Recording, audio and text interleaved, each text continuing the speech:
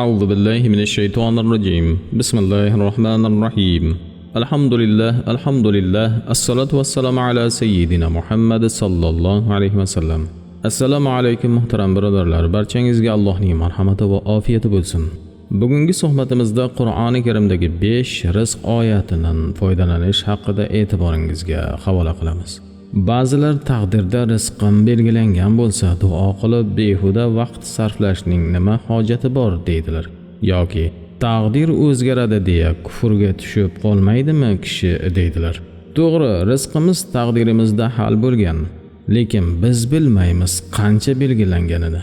Ushbu duolarni o'qigani sababidan boy bo'ladi deya yozilgan bo'lsa yoki hammasi hal bo'lgan-ku deya duo qilmagani uchun kambag'al qilib yozib qo'yilgan bo'lsa ne ajab.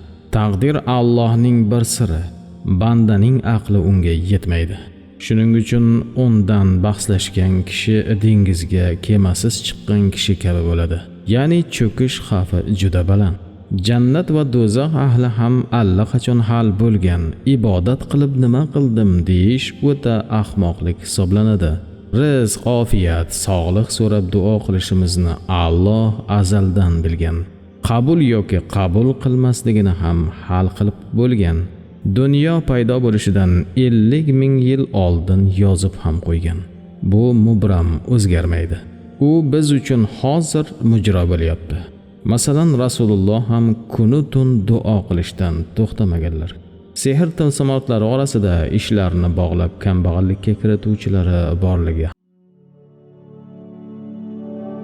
har narsani shirk deyuvchilar ham tasdiqlaydi. U ham Allohning yaratuvi bilan bo'lishi aniq. Taqdirga ham bitilgan.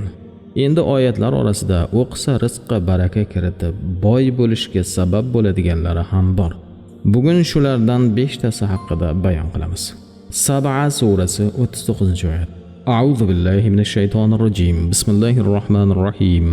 Qul inna robbi yabsutur rizqa liman yasha'u min ibadihi wa yaqdiru lahu wa ma anfaqtum min shay'in fahuwa yukhlifuhu wa huwa khayrur raziqin.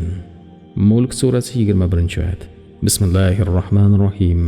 أمن هذا الذي يرزقكم إن أمسك رزقه بل لجوا في عتو ونفور. الزمر سورة 2-oyat. بسم الله الرحمن الرحيم. أولم يعلموا أن الله يبسط الرزق لمن يشاء ويقدر إن في ذلك لآيات لقوم يؤمنون. G'ofir surasi 13-oyat. Bismillahir rohmanir rohim.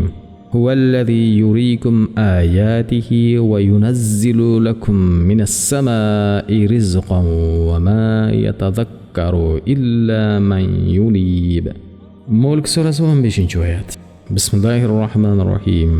Huvallazi ja'ala lakumul arda zalulan famshu fi manakibiha wa kulu min rizqihi va ilayhin nushur.